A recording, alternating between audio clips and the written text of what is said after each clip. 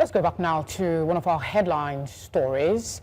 We did tell you that Amnesty International says that 1 year after the Nigerian police used lethal force and carried out mass arbitrary arrest of peaceful and bad governance protesters, the authorities have failed to ensure justice for victims and survivors. We're now joined by legal practitioner Evans Ufeli to share his thoughts on Amnesty's reports. Thank you very much for being here. Let's start by asking that 1 year after, what would be the parameters with which we will be able to say justice has been served for victims of the protests?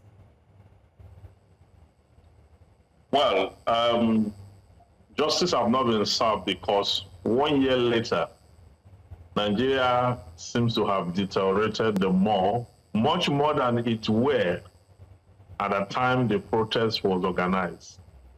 Okay? Let's even backtrack a bit. The End SARS protests, which happens to be the one before the End Bad Governance protest.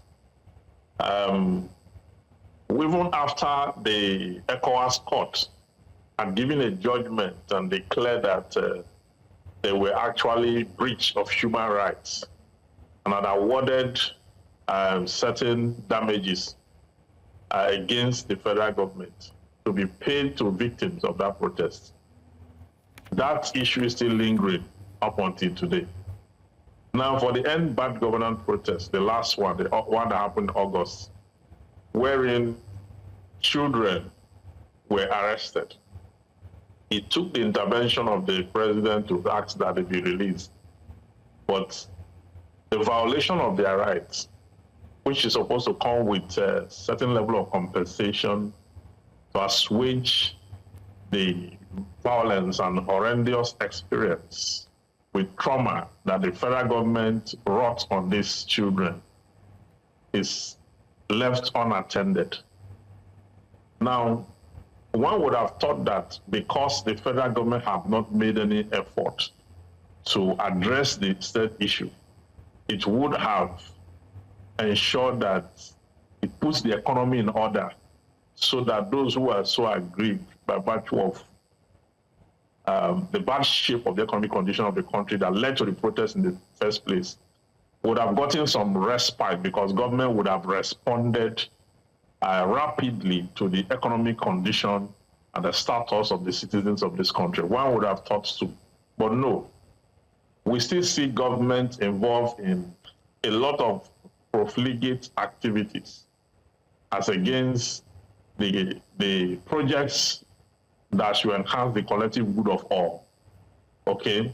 Nigeria has not changed one bit from the last time that protest was organized up until now. Rather, things are getting tighter and stiffer. Things are getting worse by the day. So this is to say that the federal government have learned no lesson whatsoever, and they have not done anything whatsoever to make a difference in the life of the citizens. Oftentimes we do get a response from government on reports that are put out by Amnesty International. Sometimes they say it's an exacerbation or an exaggeration of what really went down. So I would want to ask your candid review or assessment of Amnesty's report 1 year after their comments about government's lack of accountability and justice for the victims.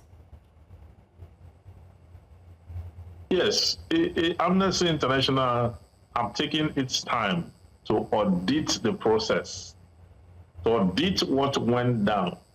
And not just Amnesty International, civil society groups, human rights advocates, lawyers in the struggle for the liberation of the Nigerian citizens.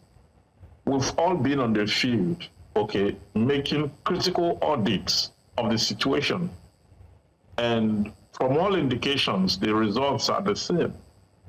The government have not taken care of the issue in itself. So, so many persons who were incarcerated, who were kept in detention without trial, some of them gained their freedom not too long ago.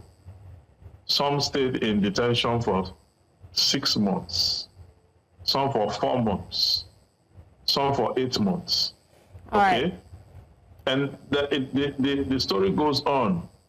So it tells you that not only the government violating the rights of citizens, but there is continuous violation. Continuous violation.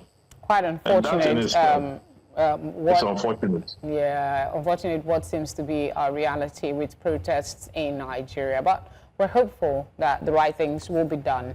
Thank you very much for speaking with us. We appreciate your time.